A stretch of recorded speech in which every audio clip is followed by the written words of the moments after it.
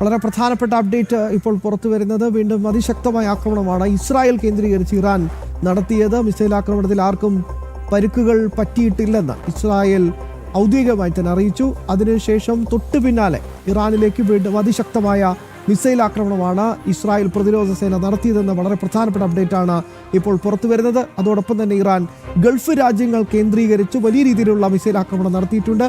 കുവൈത്തിലും ദോഹയിലും ബഹ്റിനിലുമൊക്കെ ശക്തമായ തുടർച്ചയായ ആക്രമണങ്ങളാണ് ഇറാൻ നടത്തിയത്. അതിരൂക്ഷമായ ഭാഷയിലാണ് ഗൾഫ് രാജ്യങ്ങൾ, വിശേഷിച്ച് UAE അടക്കമുള്ള രാജ്യങ്ങൾ ഇറാനെ അപലപിച്ചുകൊണ്ട് രംഗത്തെത്തിയത്. വിവരങ്ങളുമായി ന്യൂസ് ഡെസ്കിൽ നിന്ന് പ്രജിത് മോഹനും ഒപ്പം തന്നെ ഐസൻ ജോസും ചേരുന്നുണ്ട് വിശദാംശങ്ങൾ നൽകാൻ. ആദ്യം പ്രജിത്തിലേക്കാണ്. പ്രജിത്ത്, UN രക്ഷാസമിതി അല്പസമയത്തിനുള്ളിൽ ചേരുമെന്നാണ് ഏറ്റവും പ്രധാനപ്പെട്ട പോയിന്റ്. മാത്രമല്ല പശ്ചിമേഷ്യൻ രാജ്യങ്ങൾ മുഴുവൻ, ജർമ്മനി ആയാലും കാനഡയായാലും ബ്രിട്ടൻ ആയാലും ഒക്കെ തന്നെ ഇസ്രായേലിനൊപ്പം ശക്തമായി തന്നെ നിലയുറപ്പിച്ചുകൊണ്ടുള്ള പ്രതികരണങ്ങളാണ് നടത്തിയത്. ആക്രമണത്തെ അപലപിച്ചുകൊണ്ട് റഷ്യയും ഒപ്പം ചൈനയും രംഗത്തെത്തിയത് മാറ്റി നിർത്തിയാൽ ഇപ്പോൾ ഏറ്റവും പ്രധാനപ്പെട്ട അപ്ഡേറ്റ്സ് എന്തൊക്കെയാണ്?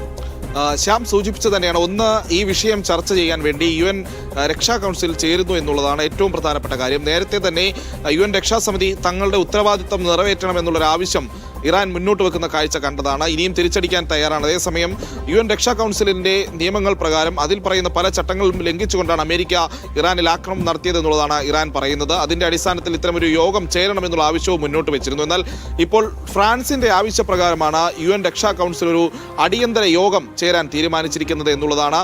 ഇന്ത്യൻ സമയം ഏതാണ്ട് ഇന്ന് രാത്രി ഏതാണ്ട് 2:30 കഴിയുമ്പോഴേക്കും, പുലർച്ചെ ഒരു 2:30 ആകുമ്പോഴേക്കുമായിരിക്കും ഫ്രാൻസ് സമയം രാത്രി 10 മണിക്ക് ഈ യോഗം ചേരുന്നത്. ഈ യോഗത്തിൽ ഇപ്പോൾ അമേരിക്കയും ഇസ്രായേലും ഇറാനിൽ നടത്തിയിരിക്കുന്ന ആക്രമണങ്ങളും അതോടൊപ്പം തന്നെ ഇറാൻ തിരിച്ചു നടത്തിയിട്ടുള്ള അമേരിക്കയുടെ ബേസുകളിലും അതോടൊപ്പം തന്നെ GCC രാജ്യങ്ങളിലും അടക്കം പശ്ചിമേഷ്യയിലെ പല രാജ്യങ്ങളിലും നടത്തിയിട്ടുള്ള ആക്രമണങ്ങളും ഈ യോഗത്തിൽ ചർച്ചയാകുമെന്നുള്ളതാണ്. എന്തായാലും ഇറാനാണ് ഇത്തരമൊരു യോഗം ആവശ്യപ്പെട്ടത് എന്നുള്ള ഒരു പ്രത്യേകത അവിടെ നിലനിൽക്കുന്നു. അതോടൊപ്പം തന്നെ ഫ്രാൻസ് പോലെ ഒരു രാജ്യവും ഇപ്പോൾ ഇത്തരമൊരു ആവശ്യവുമായി രംഗത്ത് വന്നിട്ടുണ്ട് എന്നുള്ളതാണ്. അതോടൊപ്പം തന്നെ ഈ ആക്രമണ പ്രത്യാക്രമണങ്ങൾ തുടർന്നുകൊണ്ടിരിക്കുകയാണ് എന്നുള്ളതാണ് മറ്റൊരു വശത്ത് നടക്കുന്ന ഏറ്റവും പ്രധാനപ്പെട്ട കാര്യം. ഇപ്പോൾ ഇസ്രായേലിൽ ഇറാൻ ആക്രമണം നടത്തി എന്നുള്ളൊരു വാർത്ത പുറത്തു വരുന്നുണ്ട്. അത് ഇസ്രായേലിലെ പ്രധാനപ്പെട്ട 2 പ്രദേശങ്ങളിൽ ആണ് ഇത്തരത്തിലുള്ള ആക്രമണം നടന്നിട്ടുള്ളത്. ഒന്ന് ഈ ടെൽ അവീവിലും അതോടൊപ്പം തന്നെ ഹൈഫയിലും എന്നുമാണ് ഇപ്പോൾ ഏറ്റവും പുതിയതായി അവിടെ നിന്നുള്ള മാധ്യമപ്രവർത്തകർ ഇപ്പോൾ റിപ്പോർട്ട് ചെയ്യപ്പെടുന്നത്. അവിടെ ഈ ആക്രമണത്തിന്റെ ഭാഗമായി സൈറണുകൾ മുഴങ്ങുകയും എന്നാൽ പിന്നീട് ഈ മിസൈലുകൾ ഗ്രൗണ്ടിൽ പതിക്കുകയും ചെയ്തു എന്നുള്ളതാണ് പറയുന്നത്. പക്ഷേ ഇതുവരെ ആ ആക്രമണത്തിൽ ഏതെങ്കിലും രീതിയിലുള്ള പരിക്കുകളോ മരണസംഖ്യകളോ ഒന്നും ഉണ്ടായിട്ടില്ല എന്നുള്ളതാണ് ഇതുവരെയുള്ള വിവരങ്ങൾ എന്നുള്ളതാണ്. എന്നാൽ ഇതിന് പിന്നാലെ ഇറാനിലും ഇസ്രായേൽ ആക്രമണം ശക്തമാക്കിയിട്ടുണ്ട്. നിലവിൽ ഇറാന്റെ മിസൈൽ ലോഞ്ചറുകളെയാണ് തങ്ങൾ ലക്ഷ്യമിടുന്നത് എന്നുള്ളതാണ് ഇസ്രായേൽ സൈന്യം ഔദ്യോഗികമായി അറിയിക്കുന്നത് എന്നുള്ളതാണ്. അതിനിടയിൽ മറ്റ് ചില ആക്രമണ വിവരങ്ങളും പുറത്തു വന്നിരുന്നു. പ്രത്യേകിച്ച് കുവൈറ്റിലെ എയർപോർട്ടിലേക്ക് ഇറാൻ നടത്തിയിട്ടുള്ള ഡ്രോൺ ആക്രമണമാണ്. ഇവിടെയും ആക്രമണം നടന്നു. ചില ആളുകൾക്ക്, അവിടുത്തെ ചില ജീവനക്കാർക്ക് പരിക്കേറ്റു എന്നതിനപ്പുറത്തേക്ക് ഏതെങ്കിലും രീതിയിലുള്ള സ്ട്രക്ചറൽ ഡാമേജിലേക്ക് കാര്യങ്ങൾ പോയിട്ടില്ല എന്നുള്ളത് കുവൈറ്റ് അധികൃതരും അറിയിക്കുന്നുണ്ട്. അപ്പോൾ അങ്ങനെ ഒരു വശത്ത് അടിക്ക് തിരിച്ചടിയായി കാര്യങ്ങൾ നടന്നുകൊണ്ടിരിക്കുന്നു. മറുവശത്ത് UN രക്ഷാസമിതി പോലെയുള്ള ഒരു പ്രധാനപ്പെട്ട യോഗം, ഒരു ആഗോളതലത്തിലെ ഏറ്റവും പ്രധാനപ്പെട്ട ഒരു ഇടപെടലിന് പക്ഷേ സാധിച്ചേക്കുന്ന ഒരു ഏജൻസി അല്ലെങ്കിൽ ഒരു സംവിധാനം അതിൽ ചേരുകയാണ്. പക്ഷേ ഇതിൽ ഏറ്റവും പ്രധാനപ്പെട്ട കാര്യം ഈ UN രക്ഷാ കൗൺസിൽ സമിതി അംഗമായിട്ടുള്ള അമേരിക്കയൊക്കെ എങ്ങനെ ഇത്തരമൊരു യോഗം ചേരുകയും ആ യോഗത്തിൽ ഏതെങ്കിലും ഒരു തീരുമാനമെടുക്കുമ്പോൾ അതിനെ വീറ്റോ ചെയ്യാനുള്ള സാധ്യതയും ഒക്കെ ഉണ്ട്. അപ്പോൾ സ്വാഭാവികമായും എന്തെങ്കിലും ഒരു ഗുണം ഈ യോഗം ചേർന്നതുകൊണ്ട് കിട്ടുമെന്ന് ഈ ഘട്ടത്തിൽ പറയാൻ കഴിയില്ല. പക്ഷേ അപ്പോഴും നിർണായകമാണ്. ഈ കോൺഫ്ലിക്റ്റ് തുടങ്ങിയതിന് ശേഷം ആദ്യത്തെ ഒരു അന്താരാഷ്ട്ര തലത്തിലുള്ളൊരു യോഗം ചേരുന്നു എന്നുള്ളതാണ്. അതിൽ നേരത്തെ US secretary general Antonio Guterres അടക്കമുള്ളവർ ഈ ആക്രമണ പ്രത്യാക്രമണങ്ങളെ അപലപിക്കുന്ന സാഹചര്യമുണ്ടായി. പക്ഷേ അതിനപ്പുറത്തേക്ക് UN ഒരു ഇടപെടൽ എങ്കിലും അല്ലെങ്കിൽ അതിനുള്ളൊരു ശ്രമമെങ്കിലും ഈ ഘട്ടത്തിൽ ഉണ്ടാകുന്നു എന്നുള്ളതാണ് ഏറ്റവും പ്രധാനപ്പെട്ട കാര്യം. എന്തായാലും നമ്മൾ നേരത്തെ സൂചിപ്പിച്ചതുപോലെ ഈ സമയം വളരെ നിർണായകമാണ്. ഇപ്പോൾ നടക്കുന്ന ആക്രമണങ്ങൾ, അതിൻ്റെ തുടർച്ചകൾ, അതൊക്കെ ഈ യോഗത്തെയും ഈ യോഗവുമായി ബന്ധപ്പെട്ടെടുക്കുന്ന തീരുമാനങ്ങളെയും അത് നടപ്പിലാക്കുന്ന സാഹചര്യം ഉണ്ടാവുകയാണെങ്കിൽ തന്നെ അത്തരം കാര്യങ്ങളെയെല്ലാം സമീപിക്കും എന്നുള്ളതാണ്. എന്തായാലും ഏറ്റവും പ്രധാനപ്പെട്ട മറ്റു ചില കാര്യങ്ങളും പറയേണ്ടതുണ്ട്. നേരത്തെ നമ്മൾ ഈ അമേരിക്ക, ഇസ്രായേൽ, അതിനപ്പുറത്തേക്ക് ഇറാൻ ആക്രമിച്ച രാജ്യങ്ങളുമാണ് പ്രതിരോധ സംവിധാനങ്ങൾ പശ്ചിമേഷ്യയിൽ ശക്തമാക്കിയിരുന്നെങ്കിൽ ഏറ്റവും പുതിയതായി വന്ന മറ്റു വിവരങ്ങളിലൊന്നാണ് തങ്ങളുടെ താല്പര്യങ്ങൾ സംരക്ഷിക്കാൻ തങ്ങൾ കൂടുതൽ ശക്തമായ പ്രതിരോധ മാർഗ്ഗങ്ങൾ തീർക്കുമെന്നുള്ളത് ബ്രിട്ടീഷ് പ്രധാനമന്ത്രി തന്നെ പ്രഖ്യാപിച്ചിരിക്കുന്ന സാഹചര്യം ഉണ്ടായത്. അതോടൊപ്പം തന്നെ പശ്ചിമേഷ്യയിലെ വിവിധ രാജ്യങ്ങളിൽ വിവിധ എയർബേസുകളിൽ UK ബ്രിട്ടന് സാന്നിധ്യമുള്ള സ്ഥലങ്ങളിൽ അവരുടെ പോർ വിമാനങ്ങളിൽ ആകാശങ്ങളിൽ റോന്തു ചുറ്റുന്ന കാഴ്ചകൾ ഇപ്പോൾ പുറത്തു വരുന്നുണ്ട്. അതായത് ബ്രിട്ടീഷ് താൽപ്പര്യങ്ങളെ സംരക്ഷിക്കാൻ ബ്രിട്ടീഷ് വിമാനങ്ങൾ പശ്ചിമേഷ്യയുടെ ആകാശങ്ങളിൽ വിന്യസിച്ചിരിക്കുകയാണ്. അപ്പോൾ സ്വാഭാവികമായും കൂടുതൽ രാജ്യങ്ങൾ ഈ വിഷയവുമായി ബന്ധപ്പെട്ടൊരു സൈനിക സന്നാഹത്തിലേക്കും അതോടൊപ്പം തന്നെ ഏതെങ്കിലും രീതിയിലുള്ള ആക്രമണം ഉണ്ടാവുകയാണെങ്കിൽ അതിനെ പ്രതിരോധിക്കാനും തയ്യാറായി രംഗത്ത് വന്നിരിക്കുന്നു എന്നുള്ളതാണ്. വളരെ പ്രധാനപ്പെട്ട അപ്ഡേറ്റ് കൂടി വരുന്നുണ്ട്. ഒന്ന്, ഈ ഹോർമൂസ് അടച്ചേക്കും അവസാനത്തെ ആയുധവുമായി ഇറാൻ രംഗത്ത് വരുന്നു എന്നൊരു അപ്ഡേറ്റ് അവിടെ ബാക്കി നിൽക്കുന്നുണ്ട്. ഒപ്പം തന്നെ ട്രംപും നെതന്യാഹുവും ഇപ്പോൾ ഫോണിൽ സംസാരിച്ചു എന്ന വാർത്താ ഏജൻസികൾ റിപ്പോർട്ട് ചെയ്യുന്നുണ്ട്. പ്രജിത്ത്, രണ്ട് അപ്ഡേറ്റ്സ് തുടരാം. അപ്പോൾ നമ്മൾ നേരത്തെ ഈ വിഷയം ചർച്ച ചെയ്തതാണ് ശ്യാം. കാരണം വളരെ നിർണായകമായിട്ടുള്ള ഒരു സ്ഥലമാണ് ഹോർമൂസ് കടലെടുക്കുക എന്നുള്ളത്. അതുവഴിയുള്ള വ്യാപാരം, പ്രത്യേകിച്ച് ഇന്ധന വ്യാപാരം ലോകത്തിൻ്റെ നട്ടെല്ല് തകർക്കാൻ പോകുന്ന ശേഷിയുള്ള രീതിയിലേക്ക് കാര്യങ്ങൾ കൊണ്ടെത്തിക്കാൻ, ഈ കോൺഫ്ലിക്റ്റിനെ കൊണ്ടെത്തിക്കാനുള്ള സാധ്യതയുണ്ട്. നേരത്തെ 2025 കാലഘട്ടത്തിൽ സമാനമായ രീതിയിലുള്ളൊരു സംഘർഷം ഉണ്ടാകുമ്പോൾ അന്ന് ഇറാൻ ഈ രീതിയിൽ ഹോർമൂസ് കടലെടുക്ക് അടയ്ക്കുന്നതിനെ പറ്റിയുള്ള ചർച്ചകൾ ഉണ്ടായിരുന്നു. അന്നങ്ങനെ അടയ്ക്കും എന്നുള്ള രീതിയിലേക്ക് കാര്യങ്ങൾ പോയിരുന്നു. പക്ഷേ അതിൽ അന്തിമ തീരുമാനം ഇതുവരെയും ഉണ്ടായിട്ടില്ല എന്നുള്ളതാണ് അതിൽ എടുത്തു പറയേണ്ട ഒരു കാര്യം. അങ്ങനെ ഒരു തീരുമാനം ഉണ്ടാകാതിരിക്കുന്ന സാഹചര്യത്തിൽ കൂടിയാണ് ഇപ്പോൾ വീണ്ടും ഒരു അറ്റാക്ക് നടന്നത് എന്നുള്ള കാര്യവും അവിടെ നിലനിൽക്കുന്നത്. അപ്പോൾ സ്വാഭാവികമായും ഹോർമൂസ് കടലെടുക്ക് അടയ്ക്കുന്നതിലേക്ക് ഇറാൻ പോവുകയാണെങ്കിൽ അത് കൂടുതൽ പ്രതിസന്ധിയിലേക്ക് കാര്യങ്ങൾ പോകും. കൂടുതൽ അന്താരാഷ്ട്ര സമ്മർദ്ദം ഈ കോൺഫ്ലിക്റ്റ് അവസാനിക്കുന്നതിന് വേണ്ടി ഉണ്ടാകുമെന്നുള്ള കാര്യവും എടുത്തു പറയേണ്ടിയിരിക്കുന്നു. എന്തായാലും ഞാൻ നേരത്തെ സൂചിപ്പിച്ചതുപോലെ UK prime minister care Starmer Britain ഇതുവരെ ഈ ആക്രമണങ്ങളിൽ ഇടപെട്ടിട്ടില്ല, പക്ഷേ തങ്ങളുടെ താല്പര്യങ്ങൾ സംരക്ഷിക്കാൻ ഏത് വിധത്തിലും പ്രതിരോധിക്കും എന്ന രീതിയിലേക്ക് അദ്ദേഹം പറഞ്ഞു തുടങ്ങിയിട്ടുണ്ട്. അപ്പോൾ അടുത്തതാണ് സൂചിപ്പിച്ചതുപോലെ ട്രംപും നെതന്യാഹുവും ഒരു ഫോൺ കോൾ നടത്തിയതായി ആയിട്ടുള്ള വിവരങ്ങളും പുറത്തു വരുന്നു. അതിൻ്റെ ഇസ്രായേലിൻ്റെ, പ്രത്യേകിച്ച് നെതന്യാഹുവിൻ്റെ ഒരു ചിത്രമടക്കം ഇപ്പോൾ പുറത്തു വന്നിട്ടുണ്ട് എക്സിൽ എന്നുള്ളതാണ്. അതായത് അമേരിക്കൻ പ്രസിഡന്റുമായി ഫോണിൽ സംസാരിക്കുന്ന നെതന്യാഹുവിൻ്റെ ഒരു ചിത്രവും ഇപ്പോൾ എക്സിൽ പുറത്തു വന്നിട്ടുണ്ട്. എന്തായാലും ആ ചിത്രത്തിനും വലിയ പ്രാധാന്യമുണ്ട്. കാരണം ഇത്ര നിർണായകമായ ഘട്ടത്തിൽ, പ്രത്യേകിച്ച് UN രക്ഷാ കൗൺസിൽ തന്നെ ചേരാനിരിക്കുന്ന ഘട്ടത്തിൽ ട്രംപും നെതന്യാഹുവും തമ്മിൽ എന്ത് സംസാരിക്കുന്നു എന്നുള്ളത് വളരെ നിർണായകമാണ് ഈ ഘട്ടത്തിൽ എന്ന് പറയേണ്ടതുണ്ട്. എന്തായാലും നേരത്തെ സൂചിപ്പിച്ചതുപോലെ ഉടൻ തന്നെ ഈ യോഗം കൂടി ചേരുന്നതോടുകൂടി എന്തായിരിക്കും ആഗോളതലത്തിൽ UN പോലെ ഇത്രയധികം രാജ്യങ്ങളുടെ ഒരു സംവിധാനം, അതിന് ഈ യുദ്ധവുമായി ബന്ധപ്പെട്ട് എന്ത് ചെയ്യാൻ കഴിയുമെന്നുള്ള ഒരു ചോദ്യത്തിനുള്ള ഉത്തരം നമുക്ക് ലഭ്യമാകും. ഒരു പക്ഷേ ആ ഇടപെടലുകൾക്കും ഒരു അർത്ഥമില്ലാതാകാനുള്ള സാഹചര്യമുണ്ട്. പക്ഷേ അപ്പോഴും ഒരു ഇടപെടൽ ഉണ്ടാകുന്നു എന്ന രീതിയിലേക്ക് കാര്യങ്ങൾ പോകുന്നു എന്നുള്ളതാണ്. ഇനി ഏറ്റവും അടുത്തത് ശ്രദ്ധിക്കേണ്ട ഒരു കാര്യം, ഇപ്പോൾ റിട്ടാലിറ്ററി സ്ട്രൈക്കുകൾ നടത്തുന്നത്, നേരത്തെ ഇസ്രായേലിലുണ്ടായ ആക്രമണങ്ങൾക്ക് തിരിച്ചടി കൊടുക്കുന്നത് ഇസ്രായേലാണ്. ഇനി വീണ്ടും അമേരിക്കയുടെ ഭാഗത്തു നിന്ന് നേരിട്ടുള്ള ആക്രമണങ്ങൾ ഇസ്രായേലിൽ ഉണ്ടാകുമോ എന്നുള്ള ചോദ്യം അവിടെ ബാക്കി നിൽക്കുന്നു. അങ്ങനെയെങ്കിൽ ഈ വിഷയം കൂടുതൽ ശക്തമായ രീതിയിലേക്ക്, കൂടുതൽ സ്ഥലങ്ങളിലേക്ക് ഈ ആക്രമണം വ്യാപിക്കാനുള്ള സാധ്യതയുണ്ട്. ഇപ്പോൾ നമ്മൾ നേരത്തെ സൂചിപ്പിച്ചതുപോലെ ഏതാണ്ട് 17ഓളം നഗരങ്ങളിൽ മാത്രമാണ് നിലവിൽ ഈ ആക്രമണങ്ങൾ നടന്നിട്ടുള്ളത് എന്നുള്ളതാണ് ഏകദേശം നമുക്ക് സ്ഥിരീകരിക്കാൻ കഴിയുന്ന വിവരങ്ങളായി പുറത്തു വരുന്നത്. അപ്പോൾ കൂടുതൽ നഗരങ്ങളിലേക്ക് ആക്രമണങ്ങൾ വ്യാപിക്കാനുള്ള ശേഷിയുണ്ട്. ഇറാന്റെ പല സൈനിക താവളങ്ങളും ഇപ്പോൾ തന്നെ ആക്രമിക്കപ്പെട്ടു എന്നുള്ള വിവരങ്ങൾ പുറത്തു വരുന്നുണ്ട്. ഒരുപക്ഷെ മറ്റൊരു പ്രധാനപ്പെട്ട ചോദ്യം ഇറാന്റെ നേവിയുമായി ബന്ധപ്പെട്ടതാണ്. ഹോർമൂസ് കടലെടുക്കിൽ നിന്ന് അല്ലെങ്കിൽ അവരുടെ മേഖലയിൽ നിന്ന് പുറത്തേക്ക് കടക്കാൻ ഇറാന്റെ നേവിക്ക് ഇതുവരെ കഴിഞ്ഞിട്ടില്ല എന്നുള്ള ചില സൂചനകൾ വരുന്നുണ്ട്. പ്രത്യേകിച്ച് USS ജെറാൾഡ് ഫോൾഡും അതോടൊപ്പം തന്നെ USS എബ്രഹാം ലിങ്കനും അടക്കമുള്ള US-ന്റെ 2 എയർക്രാഫ്റ്റ് കാരിയർ വ്യൂഹങ്ങൾ അവർ തീർക്കുന്ന ബ്ലോക്കേഡിൽ നിന്ന് പുറത്തു കടക്കാൻ ഇറാന്റെ നേവിക്ക് ആയിട്ടില്ല എന്നുള്ള റിപ്പോർട്ടുകൾ പുറത്തു വരുന്നുണ്ട്. ഒരു പക്ഷേ അങ്ങനെ ആ ബ്ലോക്കേഡിനെ മറികടന്ന ഇറാനുള്ള 3 മുങ്ങിക്കപ്പലുകളുണ്ട്. ആ 3 മുങ്ങിക്കപ്പലുകൾ പുറത്തേക്ക് പോവുകയാണെങ്കിൽ ഏതെങ്കിലും രീതിയിലുള്ള ഒരു അറ്റാക്ക് അമേരിക്കയിലടക്കം നടത്താനുള്ള സാധ്യതയൊക്കെ ഉണ്ട്. പക്ഷേ അതൊക്കെ വിദൂരമായിട്ടുള്ള സാധ്യതകൾ മാത്രമാണ്. ഇപ്പോൾ തന്നെയുള്ള അമേരിക്കയുടെ നേവൽ ബ്ലോക്കേഡിനെ മറികടന്ന് മുന്നോട്ട് പോകാനുള്ള സാധ്യത എത്രത്തോളമാണെന്നുള്ള സംശയങ്ങളൊക്കെ അവിടെ നിലനിൽക്കുന്നുണ്ട്. അത് ഒരു വശത്ത് നിൽക്കട്ടെ. എന്തായാലും ഏറ്റവും പ്രധാനപ്പെട്ട കാര്യം, ഈ ഘട്ടത്തിലും ആക്രമണ പ്രത്യാക്രമണങ്ങൾ തുടരുന്നു. ആൾനാശം ഉണ്ടായിക്കൊണ്ടേയിരിക്കുന്നു. ഇറാനിൽ നിന്നുള്ള വിവരങ്ങൾ പുറത്തു വരുന്നതിന് ചില പ്രതിസന്ധികൾ ഉണ്ടെങ്കിലും ആ ആൾനാശം ഉണ്ടായിട്ടുണ്ട് എന്നുള്ള കാര്യത്തിൽ തർക്കമില്ല. അതിൻ്റെ ആദ്യഘട്ടത്തിൽ ഇറാൻ പുറത്തുവിട്ടിട്ടുള്ളത് ഈ പറയുന്ന രീതിയിലൊരു മിസൈൽ പതിച്ചൊരു സ്കൂളുമായി ബന്ധപ്പെട്ട അവിടുത്തെ പെൺകുട്ടികൾ മരിച്ചതുമായി ബന്ധപ്പെട്ട വിവരങ്ങൾ മാത്രമാണ്. അതിനപ്പുറത്തേക്കുള്ള മറ്റു വിവരങ്ങൾ ഇറാൻ ഈ ഘട്ടത്തിൽ പുറത്തുവിട്ടിട്ടില്ല. മറ്റേറ്റവും നിർണായകമായിട്ടുള്ളൊരു കാര്യം, ഇറാനിലുള്ള ഒരു മാധ്യമമായിട്ടുള്ള അൽ ആലം TVയുടെ ഒരു റിപ്പോർട്ടാണ്. അവർ ഏറ്റവും പുതിയതായി പറയുന്നത് ഇറാന്റെ പരമോന്നത നേതാവായിട്ടുള്ള ആയത്തുള്ള അലി ഖമൈനി അല്പസമയത്തിനകം രാജ്യത്തെ അഭിസംബോധന ചെയ്ത് സംസാരിക്കുമെന്നുള്ളതാണ്. ഈ ആക്രമണം ചോദ്യമുണ്ടായി. ഇത്രയും മണിക്കൂറുകളായിട്ടും ഉത്തരം കിട്ടാതെ തുടർന്നിരുന്ന ഒരു ചോദ്യമാണ് ആയത്തുള്ള അലി ഖമേനി എവിടെയാണെന്നുള്ളത്. ആ ആയത്തുള്ള അലി ഖമേനി രാജ്യത്തെ അഭിസംബോധന ചെയ്യുമെന്നുള്ള റിപ്പോർട്ട് ഒരു ഇറാനിയൻ മാധ്യമം തന്നെ നൽകുമ്പോൾ അതിനും പ്രാധാന്യമുണ്ട്.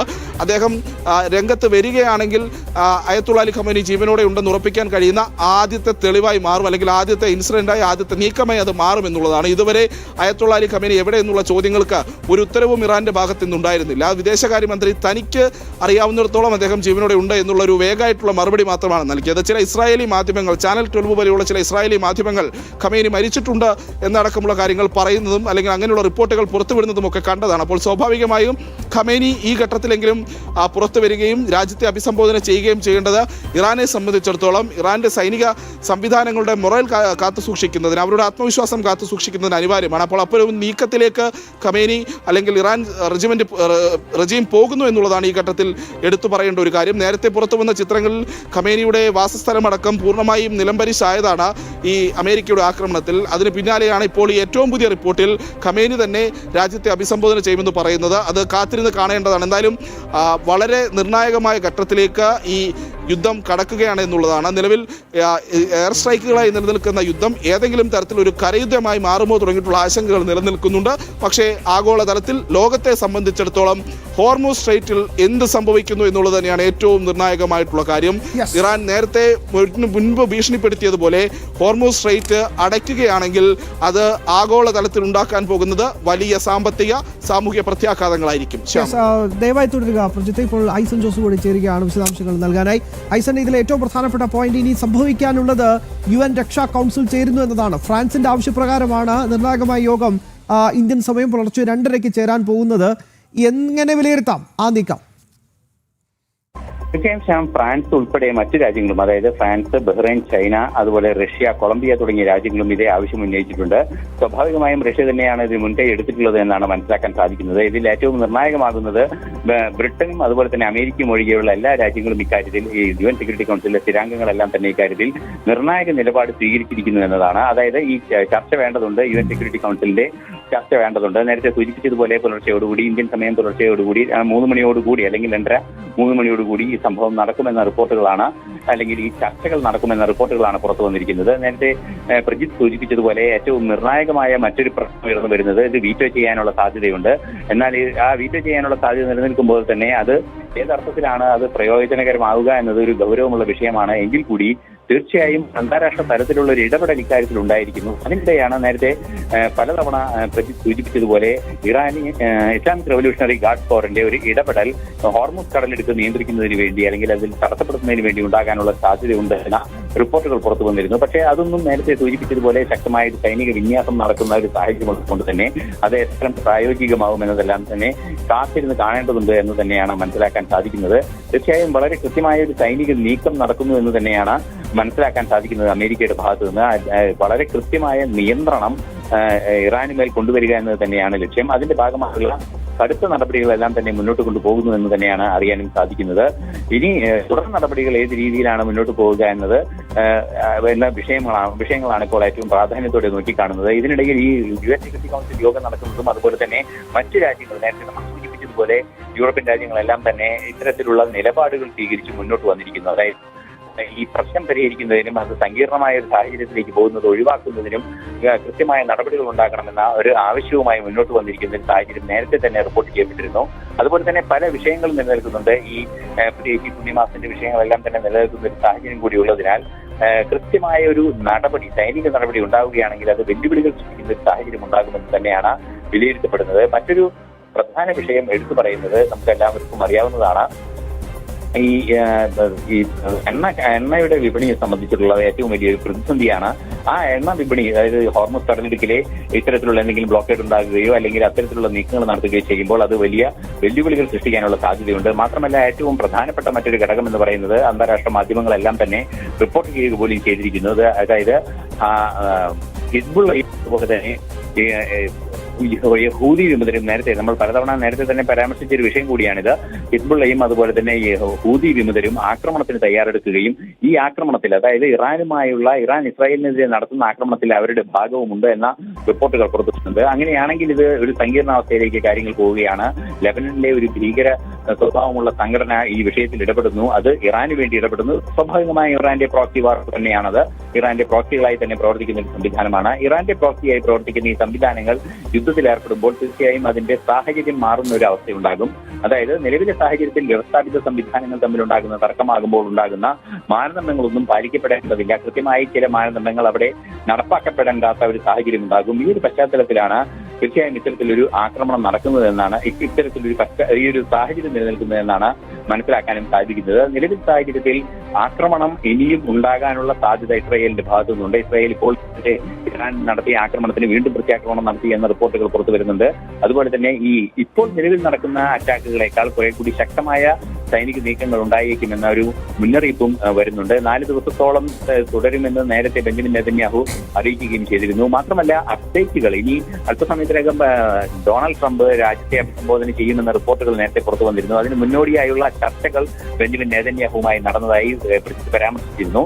അത്തരത്തിലുള്ള ചർച്ചകൾ നടക്കുന്നു എന്നതാണ് ഇപ്പോൾ ടെലിഫോൺ സംഭാഷണങ്ങൾ നടന്നിട്ടുണ്ട് എന്നാണ് മനസ്സിലാക്കാൻ സാധിക്കുന്നത്. അപ്പോൾ ഇനി അടുത്ത നടപടികൾ എന്ത് എന്നത് സംബന്ധിച്ചുള്ള ആശങ്കയാണ്, അല്ലെങ്കിൽ ഒരു ഗൗരവമേറിയ ഒരു ചർച്ചയാണ് മുന്നോട്ട് പോകുന്നത്. ഒരു പക്ഷേ അമേരിക്കയുടെ നേരത്തെ ഉണ്ടായതുപോലെ ഓപ്പറേഷൻ മിഡ്നൈറ്റ് ഹാമർ പോലുള്ള ഒരു നീക്കം അതിശക്തമായി രാത്രിയിൽ ഇറാന്റെ ആണവ കേന്ദ്രങ്ങൾക്ക് നേരെ നടത്താനുള്ള ഒരു നീക്കമാണോ നടക്കുന്നത് എന്നത് സംബന്ധിച്ച് കൃത്യമായി ഇന്നത്തെ UN സെക്യൂരിറ്റി കൗൺസിൽ യോഗം ഉൾപ്പെടെ കഴിയുന്ന ഒരു സാഹചര്യത്തിലായിരിക്കും അന്തിമ തീരുമാനത്തിലെത്താൻ സാധിക്കുക. അത് തന്നെയാണ് ഏറ്റവും പ്രധാനപ്പെട്ട കാര്യം. ഇപ്പോൾ രാജ്യത്തിന്റെ ഈ വിഷയത്തിലുള്ള പ്രതികരണം വിദേശകാര്യ മന്ത്രാലയത്തിന്റെ ഭാഗത്തുനിന്ന് വന്നിട്ടുണ്ട്. ഇന്ത്യക്ക് ഇറാനും വിശേഷിച്ച് പശ്ചിമേഷ്യയിൽ ഇപ്പോൾ നടക്കുന്ന സംഭവ വികാസങ്ങളിൽ ഭാരതത്തിന് വലിയ രീതിയിലുള്ള ആശങ്കയാണ് ഭാരതം പങ്കുവയ്ക്കുന്നത്. എല്ലാ വിഭാഗങ്ങളും കൃത്യമായി തന്നെ സംയമനം പാലിക്കേണ്ട സാഹചര്യം ഉണ്ടാവണം. സാഹചര്യം കൂടുതൽ വഷളാക്കുന്ന ഒരു രീതിയിലുള്ള നടപടികളും ഒരു പക്ഷത്തു നിന്നും ഉണ്ടാവരുത്. സാധാരണക്കാരുടെ, സിവിലിയൻസിൻ്റെ, പൗരന്മാരുടെ സുരക്ഷ അതിന് മുൻഗണന നൽകണം, അത് ഉറപ്പാക്കണം. സംഘർഷം കുറയ്ക്കാൻ സംഭാഷണങ്ങളും നയതന്ത്ര തലത്തിൽ ചർച്ചകളും ഇടപെടലുകളും സജീവമായി തന്നെ ഉണ്ടാകണം. പ്രശ്നങ്ങളുടെ അടിസ്ഥാന കാരണങ്ങൾ അത് കൃത്യമായി തന്നെ പരിഹരിക്കപ്പെടണം. എല്ലാ രാജ്യങ്ങളുടെയും സ്വാധീനം, പരമാധികാരം, നേരത്തെ ഗൾഫ് രാജ്യങ്ങളിൽ Saudi Arabia, Qatar, Kuwait, Bahrain ഉൾപ്പെടെയുള്ള രാജ്യങ്ങളിലേക്ക് ഇറാന്റെ ആക്രമണം നടന്നിരുന്നു. ആ വിഷയത്തിൽ ഭാരതം കൃത്യമായി തന്നെ നിലപാടെടുക്കുന്നു. സ്വതന്ത്ര പരമാധികാരം അത് ഉറപ്പാക്കേണ്ടത് അത് അടിയന്തരമായ സാഹചര്യമാണ്. ഈ മേഖലയിൽ ഇന്ത്യൻ പൗരന്മാർ, ഭാരതീയ പൗരന്മാരുമായി നിരന്തര എംബസികൾ ബന്ധം പുലർത്തുന്നുണ്ട്. കൺട്രോൾ റൂമുകൾ തുറന്നിട്ടുണ്ട്. ജാഗ്രത പാലിക്കണം ഭാരതീയ പൗരന്മാർ. അവിടെ എംബസി നൽകിയ നമ്പറുകളിൽ കൃത്യമായി തന്നെ വിവരങ്ങൾ പങ്കുവെക്കണം, നിർദ്ദേശങ്ങൾ പാലിക്കണം. ഇങ്ങനെ ഭാരതത്തിൻ്റെ വളരെ പ്രധാനപ്പെട്ട ഒരു പ്രതികരണമാണ് ഇപ്പോൾ വിദേശകാര്യ മന്ത്രാലയത്തിൽ നിന്ന് വന്നിരിക്കുന്നത്.